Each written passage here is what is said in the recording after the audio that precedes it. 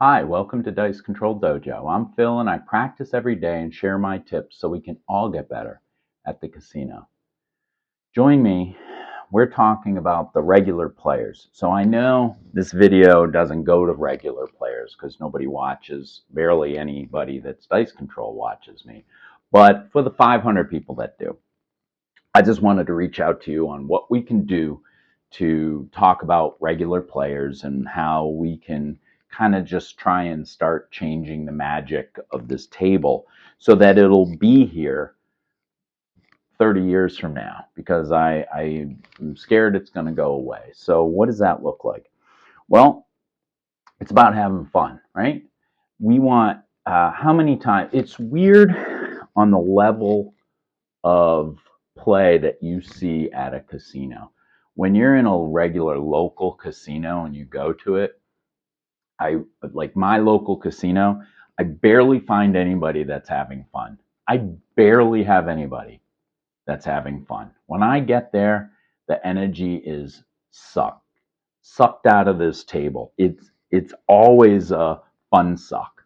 It feels like I'm all alone when I get there, and then I throw, and then I leave, and the whole time barely anybody. If they do talk or something, it's the dealers talking to each other about what their day was like yesterday, or but the random people are sitting right here. And it's baffling to me that I play so much at this casino. Not that I make a ton of money, but I'll throw for a little bit, and if I make a little bit money, I get out of there, and I maybe play for about an hour. But it's the same old guys that are sitting here and here. And for the random players out there, uh, I can play SR1. I like to play uh, here. And I can play here. I don't mind that. I actually practice more here than there, and I can adapt.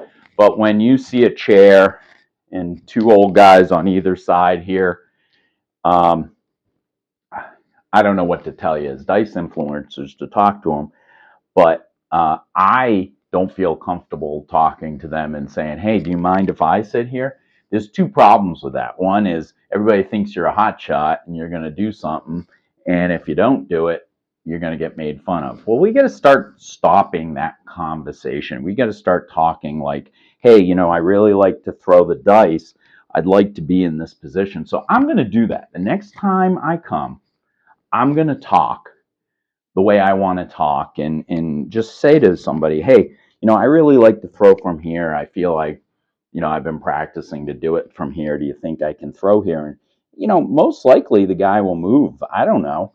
But it just seems to me like I know random throwers, and you see on the internet, and they're going to slam me 100 times about how dice control is BS. Okay, maybe it is. Okay? But once again, I've talked about this 90 times. So what if I'm taking an extra 2 seconds to line up and throw, which I never do? I just rip it. I grip it and rip it as fast as possible. So what if I'm want to be here? If it doesn't matter to you because it's a random person, or your superstition is that I have to stand here, this is where I make the most money, that's where, as random people, if you ever are listening to this, we got to start getting out of that mindset and inviting people to the table. Regular people have to be more inviting and be able to teach people that are coming to the table. The dice influences aren't always here as much as the regular people that play every day, or 3 or 4 times a week. And if they do come, we have to be able to invite people in. Hey, you want to play? Come on in here. Hey, if they're making a bad bet or they're having a bad etiquette, we don't have to yell at them. We could say, hey, just letting you know, just wait till the throw is over or the point is done. Then you can come in, which is probably the dealer's responsibility. But hey, they want money, so they're going to take it right away. But as a group, we got to start talking to people as if we want them to keep playing with us. Too many times in dice control, as I talked about a couple videos ago, the four of us just want the four of us. We want to play and get out before anybody comes. Well, random throwers, you see that a lot too. They have this chi at the table. They like who they're with. They don't want other people coming in.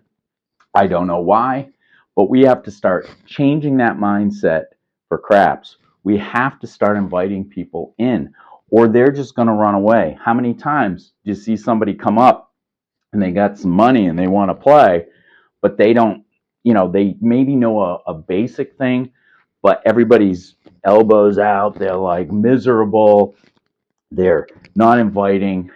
In my casino, this spot was open and there was somebody here, and I get up here and we're not even starting to play, and I just come up and I'm very tight. I'm very trying to be respectful, putting my money down. I'm just sitting here minding my own business, and this person just starts going off on me like, you could have said, excuse me. You could have, I'm like, I'm sorry. Did you want to be here? No, it's just the fact that you just butted right in. And I'm like, I really apologize. I felt like I didn't. It was at the end of a point. Everybody was relaxed. I kind of came up to the table as you're supposed to, and I got yelled at.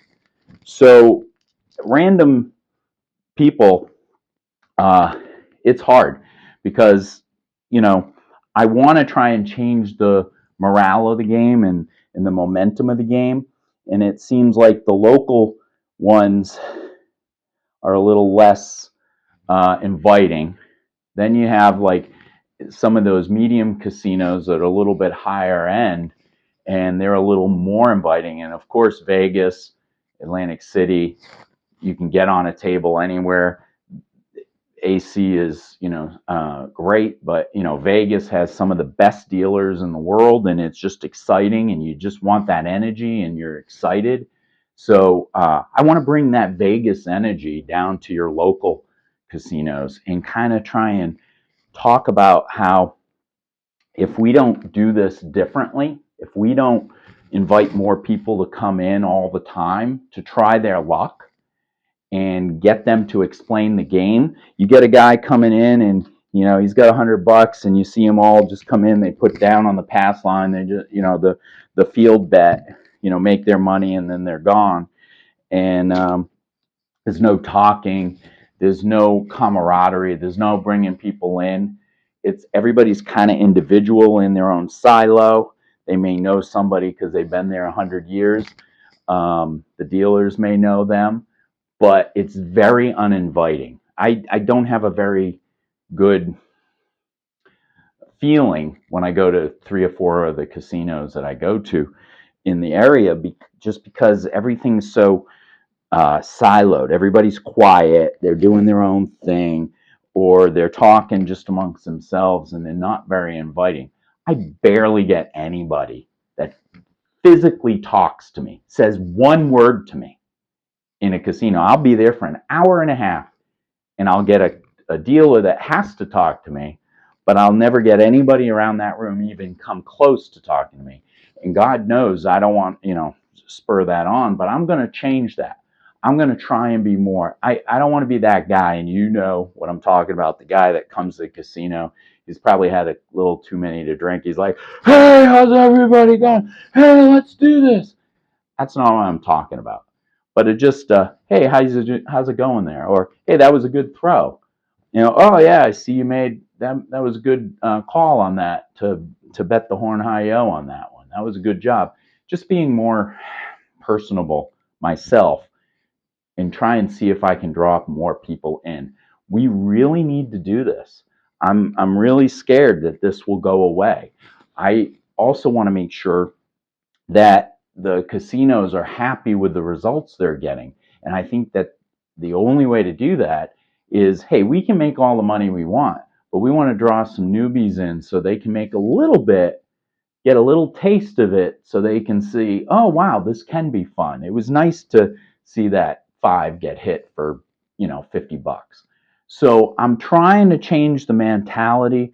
And as dice controllers that are watching this, kind of try and go out to the casinos, try and be a little more, take that one extra step to talk to the regular people and get to know them a little, just put it out there. And then if somebody comes to the casino, to the table that's new, try and invite them in. Say, hey, why don't you come in here? Oh, you can have this spot right here. Come on in. Oh, I don't know much about the game. Well, what do you need to know? I can explain it to you. Once again, my buddy on this side is the ambassador of craps. I want to emulate him when I'm by myself and he's not here controlling this side of the room. He is friendly, open, and just fun. So it draws people in, they want to play, and I want to try and be more like an ambassador to the sport just by getting to know more people, not being over the top, not being extra drunk, but just kind of making sure that we make sure this is a fun game that is more inviting than it is people standoffish because of the complications. So join me next time where we're going to talk about the dealers, right? In the article that I am referring to all the time, it's the dealers that are the key to success for this.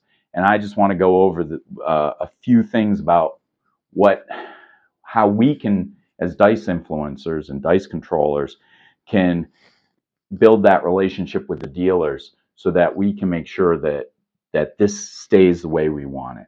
So I don't talk about betting strategies, but I do talk about how to throw for a long, long time so that we can do that on a live table each and every time we show up at the casino.